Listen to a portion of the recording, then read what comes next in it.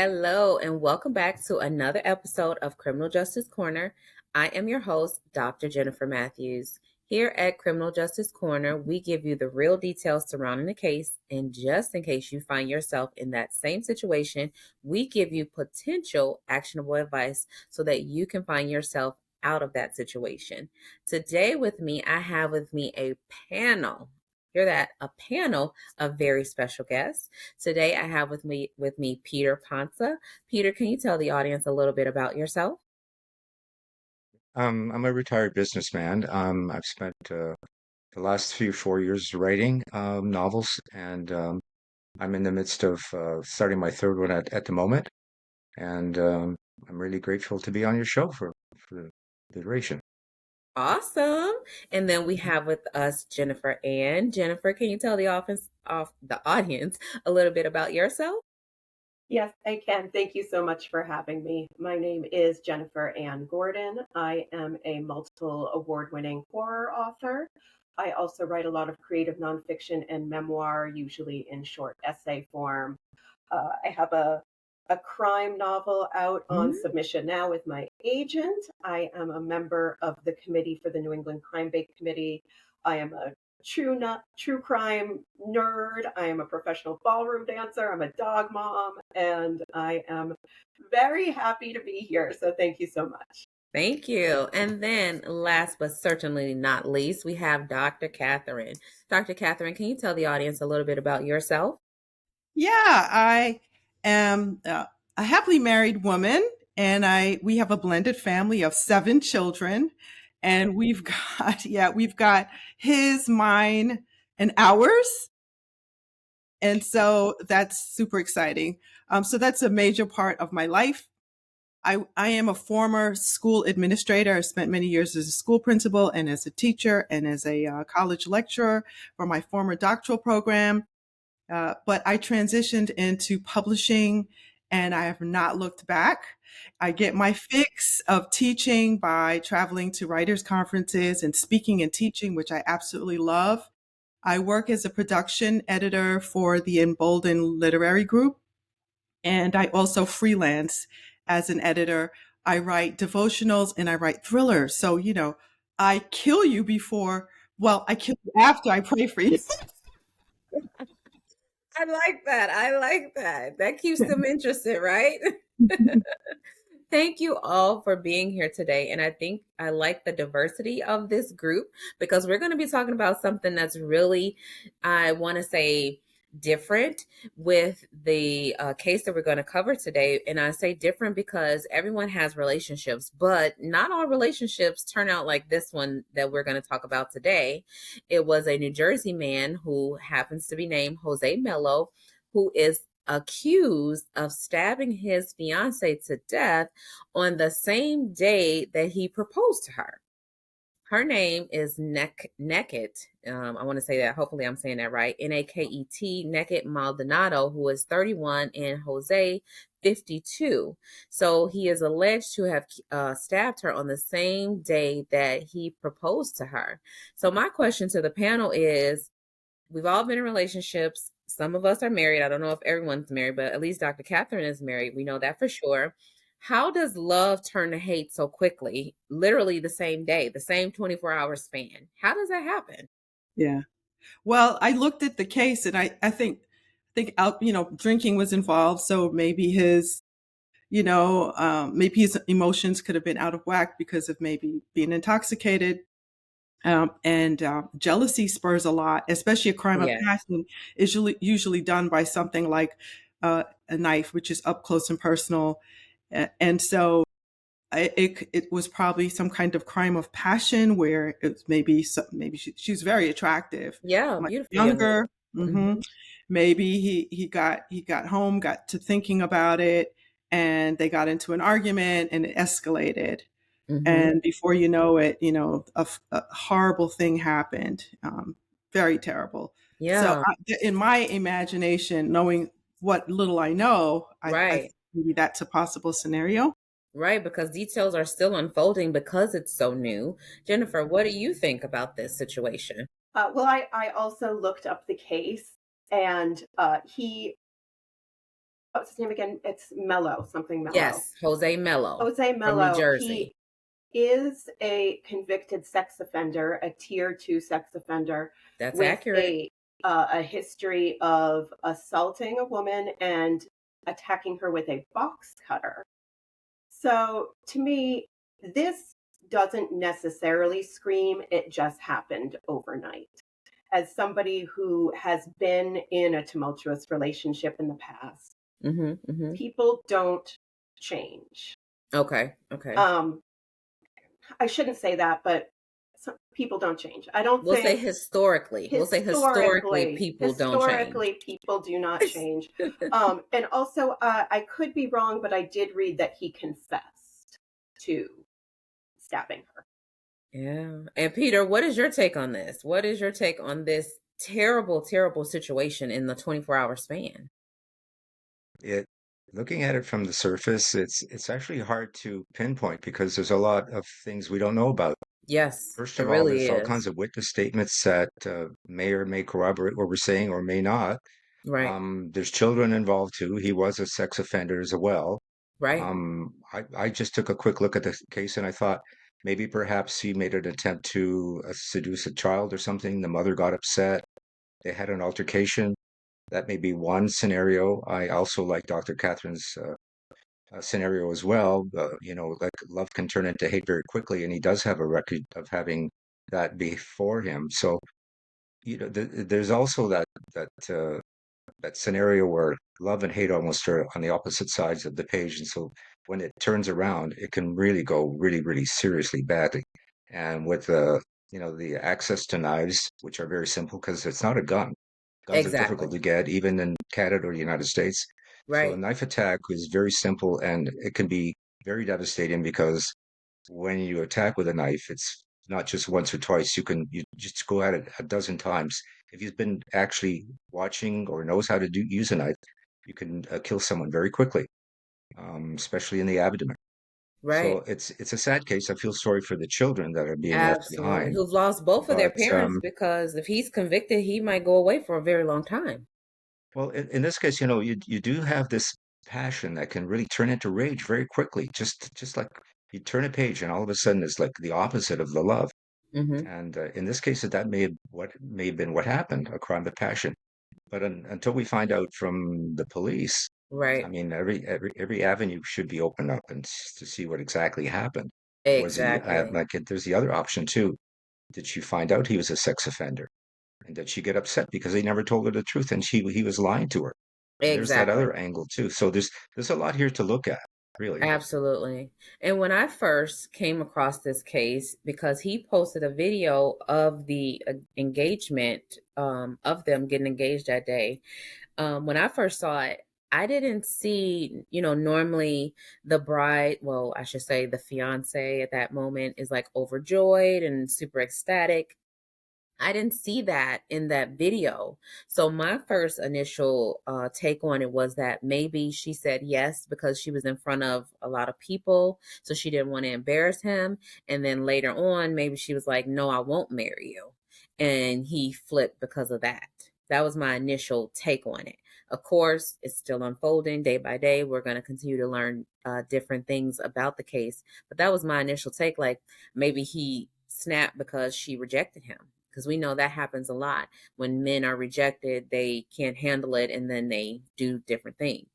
So that was my initial take on that. I feel like she was Yeah, I as saw a the video too, and just looking at his face, the way he was being so like loving and kind and getting on his knee with the microphone and saying in Spanish, "I love you," and she was so receptive too. But you ran a very good scenario there. Perhaps she just did it because she was intimidated at the time Yeah. and changed her mind. Mm-hmm. What were you going to say, Jennifer? well, I was going to say there is a huge age difference Yes, between them. So, and I have to wonder about the power dynamic within their absolutely. relationship. She Mm-hmm. was much younger. She was a single mother to two young children. She was already in a place where she might have felt like she needed him. And we don't know what their relationship, their day-to-day relationship was like. Correct. And I think, again, I mentioned it before, we've all been in tumultuous relationships to some extent. Yeah. I was in a tumultuous relationship with a person who was older than I was. Okay. There was a power dynamic. I lived in a city where I didn't know anybody. He held all the cards. And to your point and to Peter's point, uh, yes, she probably felt she had to say yes, especially if there's a camera on her. Because Absolutely. we as women are taught since we're very small to be polite, Absolutely, we and are. that to a fault. So I think, he might have known what he was doing by proposing to her with a microphone and a Publicly. camera. And yes, exactly. She cannot say no. Yes. And Dr. Catherine, did you want to add to that? Yeah, there is a power dynamic, and I like what Peter had said about maybe finding something out about. I think both of you said it. Both Jennifer and Peter said maybe finding something about the children. I don't know about you guys if you have children, but I'm a mama bear when it comes to my children. And if she had found out Hmm. that maybe he was, God forbid, molesting the children or something to that effect, she could have really confronted him, and that could have, and maybe she threatened, I'm going to call the police. You're going to go Absolutely. to jail. Hmm. That could have happened. And it just seemed really intentional for him to want to kill her. Cause I mean, most of us don't have, knives in our bedroom. I mean, maybe maybe we do. I don't know. But I thought he'd have to probably go to the kitchen, Right. select the knife, think Hmm. about which knife you're selecting, and to know what you're doing, and go back and harm her.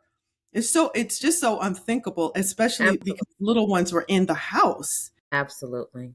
So it had to be something big It had where, to be. Yeah. yeah, he felt like he had a lot to lose if maybe she said something or something to that effect. I Jennifer, did you also, want to add to that? I did a little bit because what little we do know about this case is we know he was a DJ who worked in a club. Yes. And again, not to generalize, but those are late nights. That's Yes. alcohol being around. That is oftentimes drugs. All of those things can exasperate. What he said happened was they got in an argument. He lost his temper. Losing your temper is one thing. Going to the kitchen, getting the knife, and stabbing your fiance to death is not just losing your temper. That's true. So, again, we don't know the other extenuating circumstances, what was going on just chemically. Did he do cocaine that night? Was Hmm. he intoxicated? Did he have, we know he was a sex offender. We know he has a history of abuse towards women. Is there mental illness that's also Right. at play here? Did you want to add to that, Peter? I think the ladies have covered it pretty well. I mean, Awesome. So, considering that you guys are all authors in your own right, do you guys cover this type of thing in your books? Meaning relationships that turn bad, or even relationships that have their like roller coasters, anything like that? I do. So when I write thrillers, and it's terrifying enough to hear all the real things happening. So I don't write true crime, but there's plenty of things for me to feed off of.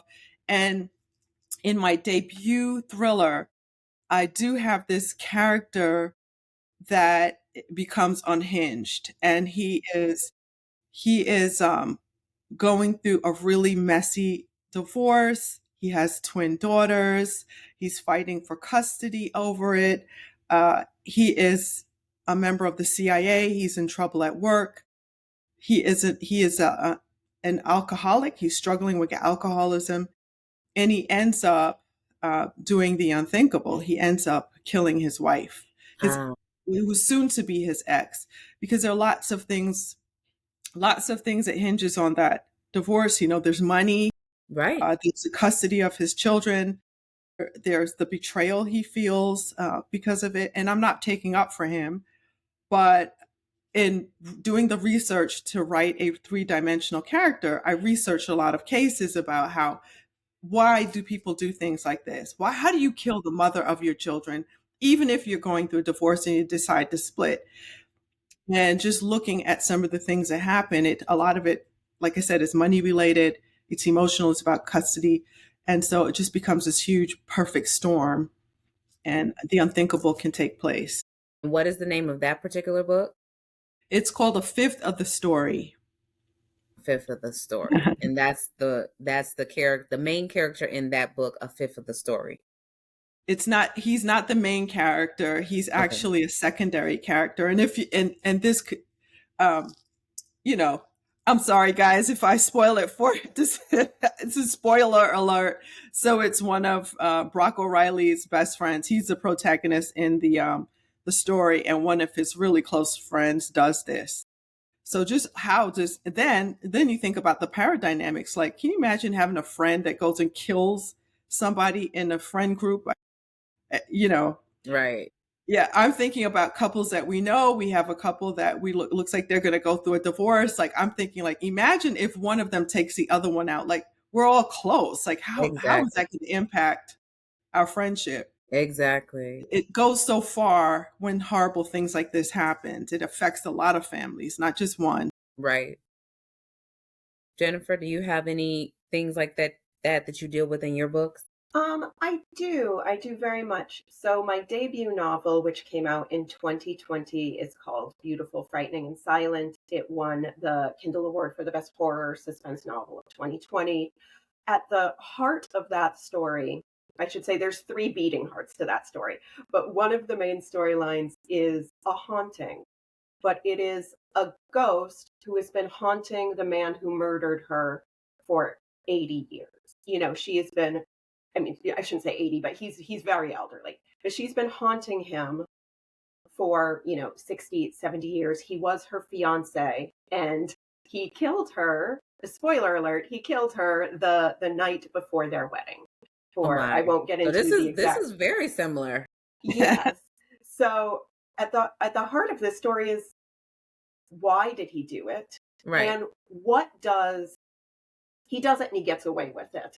Oh And what boy. does that do? He gets away with it, quote unquote. What does that do when physically there is a haunting every day of your life from the embodiment of the woman you loved and murdered?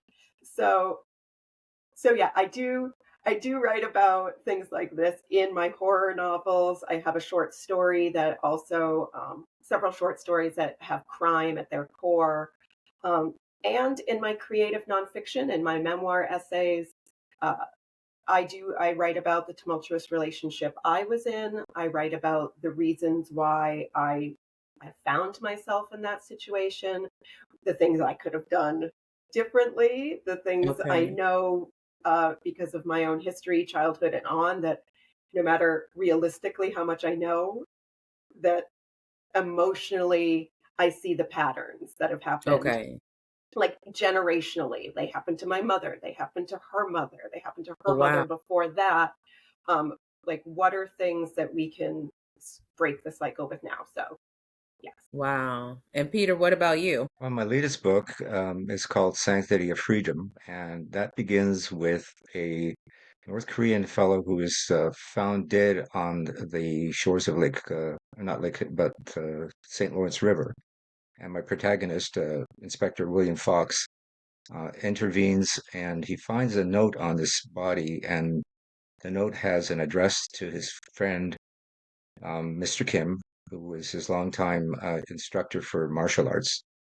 And after he gets confronted, his friend Kim lets him know that his sister, when she was 14 years old, when he lived in South Korea with his family in the small village, she befriended a man who was there. He was a little bit older, and he raped her, and she got pregnant. And before the families could come to an arrangement, he snuck off with her and headed up over the mountains into North Korea. And during their journey, he started abusing her. And when they were in North Korea, they made it to very high echelon areas in Pyongyang with the very high elites there. And after 32 years, he finally broke down and told Inspector Fox that this is what happened. And the note was basically he thought that she had finally gotten fed up with the abuse of her husband that she probably loathed, and she loved her son, and her son loved her too. So he was probably what I suggested in the book was that he was the one who was sent the note along because he wanted to help her mother escape from North Korea. So the story basically is that Mr. Kim and Inspector Fox join together and try to get her out of North Korea.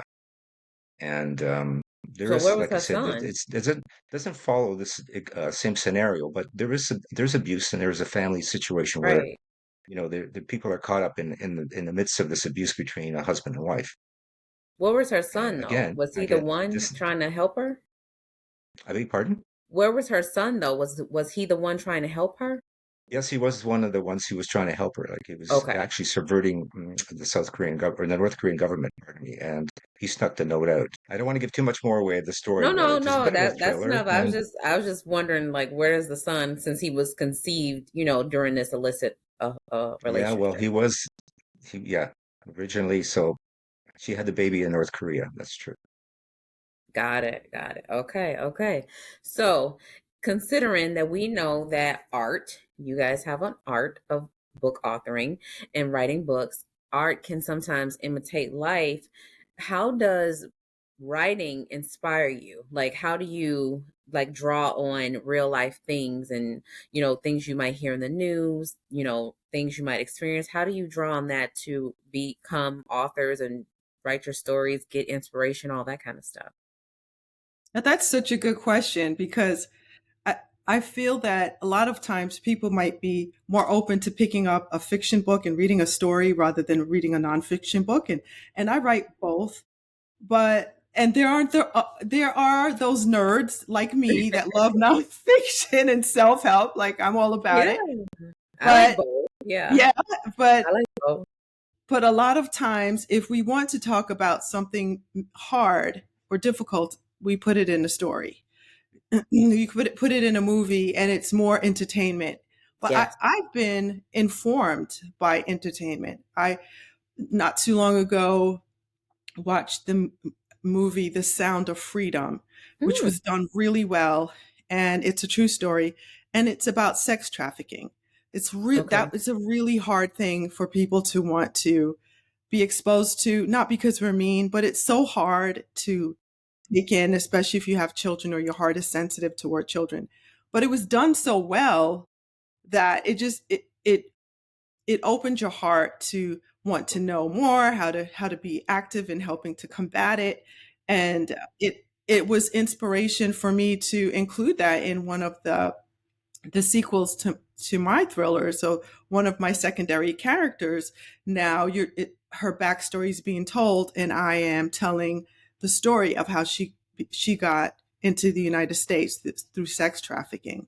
Mm, And having to do the research for that book is really hard for me. okay. But I'm telling a very engaging, suspenseful story because that's what I write. But it's got a lot of facts in it, a lot of research, and I feel that that's a book where someone would pick it up and say, "Oh man, this is a suspenseful story, but oh my gosh, this is based on things that are really happening." And maybe at the end, if they can look at different organizations they can maybe give to or ways that they can help combat such an awful problem, Hmm. um, Hmm. hopefully with some fiction, we can also bring light to real life things that are happening. I like that. And I love when I'm able to learn different things from like reading a book. So I like that a lot. I definitely like that. And Jennifer, what about you? I liked what Dr. Catherine just said about. I also love nonfiction, Hmm. but Hmm. and my most recent book is a collection. It's called The Japanese Box and Other Stories, and the kind of the flagship piece in that collection is called The Japanese Box. And that story, it's actually a novelette, I started writing it in a memoir class, which was focusing on generational trauma. Okay. So the fictional story didn't start as fiction at all. It started as memoir about just moments in time between myself and my father, who was a Korean War veteran and a POW, and moments with my mother, who suffered terrible sexual and physical abuse when she was a child. Oh, wow. So it started as a memoir of being raised by these people. And it Hmm. was it is the most honest thing I've ever written. And it was so honest that it scared me. So, of course, I had to add fictional elements and I had to Ah, add a supernatural aspect to it, not only for myself, but I think for the audience, the reading audience, because it does make things more palatable. okay. And even though the book is not graphic, the novelette's not graphic, it is dealing with very tricky things. Um, as a child raised by people who had suffered incredible trauma, what does that do to me? How did that shape me? Right. In my childhood, in my teen years, in my early 20s, self-destructive behaviors, etc. Um, Adding fiction to it made it more accessible for people who weren't going into it thinking, oh, well, my mother is an abuse survivor, and my father was a POW for several years, and my parents spent time in hospitals. And, you know, it opened it up for people of all kinds to read the story and learn from it. And it made me learn from it, discovering more things about myself and also, just that blurring of fiction and nonfiction. I just think it's Right. such an incredible place to be as an author. I love that. And what about you, Peter? Well, it's primarily research. Yeah. Um, I could say, well, yes, I'm a father, I'm a grandfather, I have a circle of friends who've been through things. You pick up things at cocktail parties, you hear Mm-hmm. stories from other people. There's always the newspapers, and there's always something going on. So Always. there is a plethora of areas where you can find any kind of information you'd like to use, and you can just kind of you weave it into the story that you're about to do. And as far as I'm concerned, there's all kinds of interesting things to be found as long as you just spend your time looking at the and focusing on what you need to fill in the story. Now, as an author, do you feel like the urge to continue to write? Do you feel like I have to keep writing, I have to keep writing? Or do you feel like, okay, I have this in my mind, I'm going to write this and I'm done? Like, how does that process work? Like, do you have a number in your head? Like, I'm going to write, let's say 3 novels and I'm done. Like, how does that process work for you? I'll start with Peter. I decided I was going to do about 5 novels, but I can't. That's not written in stone. Anything can happen, but I do get these ideas that I think maybe perhaps I'm telling a story that someone's going to really appreciate. And from the reviews I've been getting, and from the people that have been reading my books and telling me that they like what they're seeing, I'm enjoying that because I like to bring a message out.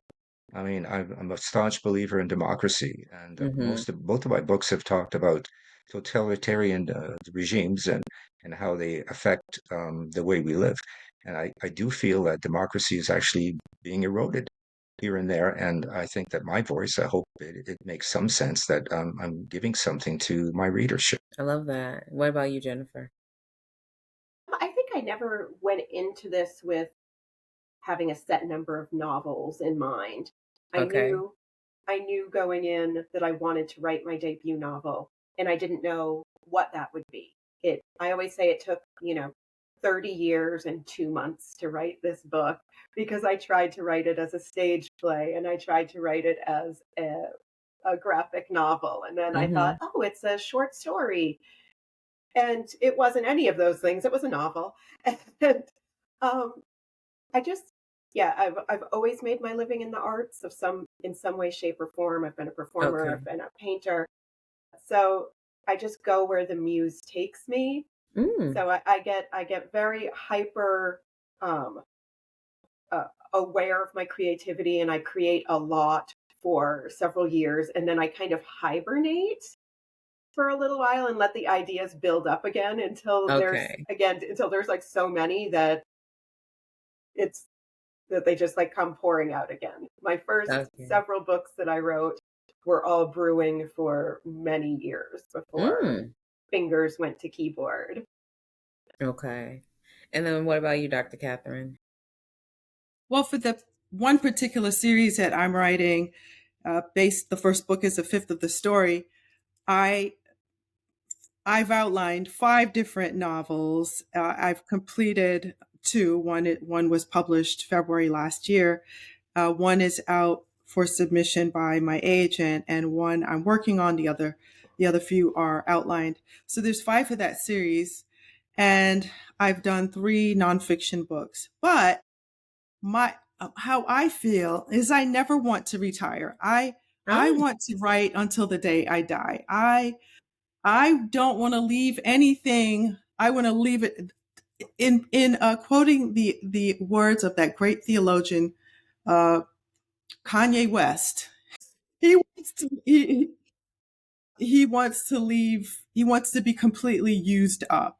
And people might think, what? That sounds strange. But I did like that. I don't like everything. I'm not in love with everything he does, but I yeah, love the idea of leaving this earth with nothing left undone, like just yeah, pouring it all out. Like yeah, Jennifer was talking about, she has all of these outlets of creativity and she's just doing her thing. She's doing it all.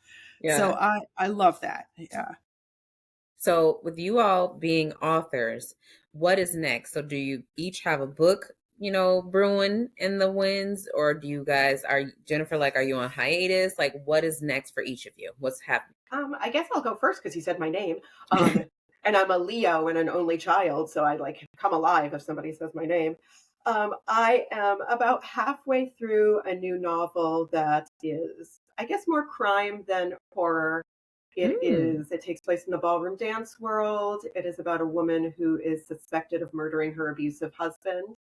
Uh, and then, and as a way to kind of distract herself from that, she decides to learn how to ballroom dance. But then multiple murders in the same way that her husband died seem to be following her around. And she starts to wonder if she's actually the one killing people. And it's a comedy. A That really dark checks a lot of comedy. boxes. That checks a Yeah. lot of boxes right there. I So like yeah, that. I'm working on that, and I'm always writing shorter pieces and shorter, like flash pieces and short stories for anthologies that I've been asked to be part of. So there's always littler things going on, and then the big projects.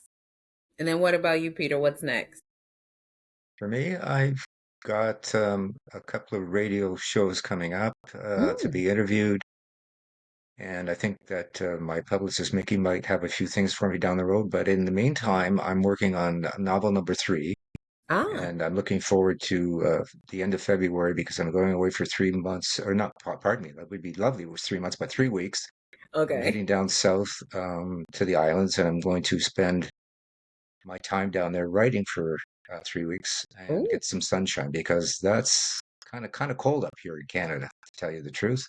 And it's nice to get away and enjoy myself. Walk the beach in the morning or right when I can. Make sure that the when the tide is out, then I walk. That depends on the time of day, and then I'll be right. in writing, and that'll be my third book. Hopefully, I'll have that finished mid year. Do you have a Hopefully, title yet? yeah, I have a working title. Maybe Catherine might like the sound of this one. It's called A Measure of Morality. I love it. Do you like it? Yeah. I hope I can do it justice with the story. Nice. And Catherine, Dr. Catherine, what's next for Yeah. you? Yeah, so I'm currently working on my third novel. Like I said, my second. The working title is By the Fire of Zeal. That's Mm. out for publication. That's being shopped, and then the third novel is Every Good Story Ends Well, and that is the one Ooh. about sex trafficking. And oddly enough, it's going to be a romantic suspense. It's going to end well, but that's what I'm working on. But I also am a guest author for several blogs and magazines, and so I continue to do that. I continue to contribute to anthologies and devotional books, and I continue to go to writers conferences. The next writers conference that I'll be attending and teaching at will be the Blue Lake Christian Writers Conference in Alabama, and from then the season just takes off in terms of conferences. So I'll be doing several conferences this year. That's amazing.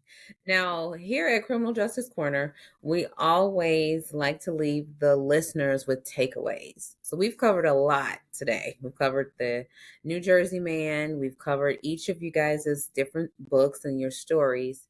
What could be a good takeaway from each of you for the listeners? If they're listening, they're dealing with a lot, what could be a good takeaway for them? Well, one based on the horrific story, that the true story that you shared, the news about that murder right after proposal, is to keep your emotions in check. Okay, murder is not the answer.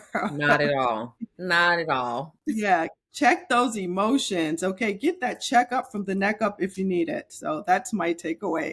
I Get love that. Therapy is acceptable because a lot of yes, people like, I'm scared, it's not acceptable. They're going to judge me. Therapy is okay. It's okay to get a therapist. So it's okay to seek therapy. It's okay to seek help. I like that, Dr. yes. Right? And what about you, Jennifer? My takeaway will be what I mentioned earlier about the New Jersey case, how maybe she was being, as women were taught to be polite, and maybe she Mm, was so scared of hurting anybody's feelings and letting anybody down when she was proposed to in front of probably hundreds of people.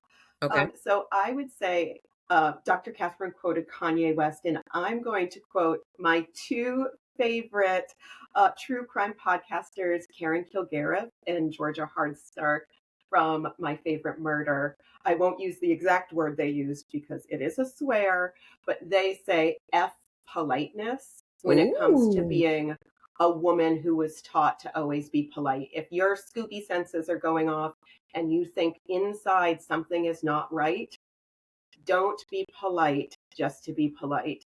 Get out, say something, trust your instincts. So, I like that one because you're so right. We're taught to be polite. And a lot of times we put our feelings on the back burner, and the only people who end up getting hurt is ourselves.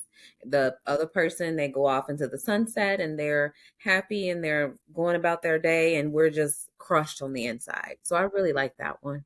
What about you, Peter? What's a good takeaway?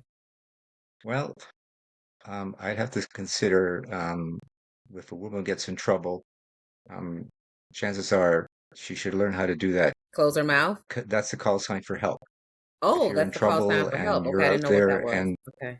yeah, yeah, it's just the thumb in, down, and Is if that if sign men language? should learn how to read that, people should learn how to read that in case if you're a woman, if you should learn that too, because if you're in trouble, you're being pulled away or something, or you see a child that's being pulled away, that is the thing that you should be watching for.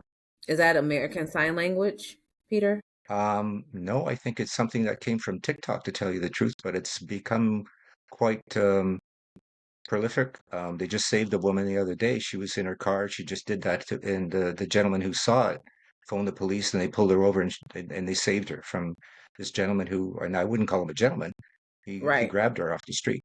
Wow. That So was the first it's time I've important to seen that know how to sign. What protect about you yourself in that ladies? regard.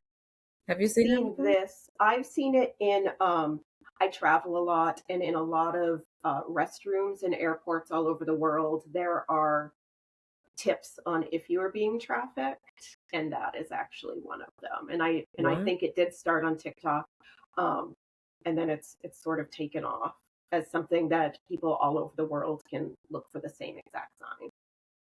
Well, I'm definitely going to spread the word because that was the first time I've heard of that one. What about you, Dr. Catherine? Did you know about that one? No, I didn't know about it. And I travel a lot. Me I know too. there's always numbers you can call in the bathroom. And I'm And always like the sex trafficker is going to let you, get a phone and I call you. know. Exactly. There needs to be a phone in the bathroom. Yes, it's so true. It is so true. Any button you can press in the bath. I don't know, something that they're not going to have. Something Yeah. more, because those phone numbers, they're not in the right place because you don't normally have a phone in the bathroom. So There I is totally agree with also, you. if you are at a bar or restaurant and you're in trouble, if you order what's called an angel shot from the bartender or a wait staff, that is the sign for I am in help. I need help. I'm learning a lot today. I didn't know that. Did you know that one, Peter? I did, yes, and the bartender should escort you out the back door. Yep. That's how it usually works. Yeah. An angel shot. Yep. That's it. Yeah. Did you know that one, Dr. Catherine? No, I heard that there were different drinks for that. I don't, but yeah, it's hard to keep. Knowing me, and next thing I'm gonna order it now that I have it in my head. And they always escort you I out. know. And then your poor husband will get arrested. My husband, watch for the news. It's probably gonna happen. Yeah. That will like, be the next case. do you need help? It actually kind of sounds good. I'm like, oh, an angel shot. Like, anyway. Like, no, that's not that one. Well, can you please each of you tell us where can we order your books? Where can the listening audience order your book? Well, mine is on all the places. I have mine right here. This is the cover of my latest novel, A Fifth of the Story, and it's on Amazon, barnesandnoble.com, and it's also on my website, and it's also with my publisher, Endgame Press. And if you wanted to hang out at my website, I'd love to see you, and that's www.drcatherinehayes.com. Love that. And what about you, Jennifer? The easiest place to find me and all of my work is on my website, which is www.jenniferannegordon.com. That has the links to not only my essays that are in literary journals and different anthologies, but links to purchase all of my books. Also links to my podcast, Vox Vomitus, that I am the co-host of. I also co-host for House of Mystery through NBC Radio. And I do some interviews for different literary conferences. So all of that is on my website, jenniferandgordon.com. I love that. And what about you, Peter? Where can they find your book? Well, I have my latest here. This is Ooh. Sanctity of Freedom. This is due out March 18th of next year, or this year, pardon me, Okay, March 18th. 2025. And they can reach me at peterthomasponsa.com. My books are on Amazon and Chapters and Kindle. Pretty well almost every book place you can find, they're there. I love that. I want to thank you all for being my very special panel today. And of course, this was a live panel. So hopefully, everybody out there on YouTube enjoyed listening to us live. I try to do this at least once a month. So if you have not already done so, please like, subscribe, and share Criminal Justice Corner. Please tell a friend to tell a friend about the Criminal Justice Corner podcast. And we will see you on the next episode. Thank you. Thank you. And thank you. Thank you. Bye for now.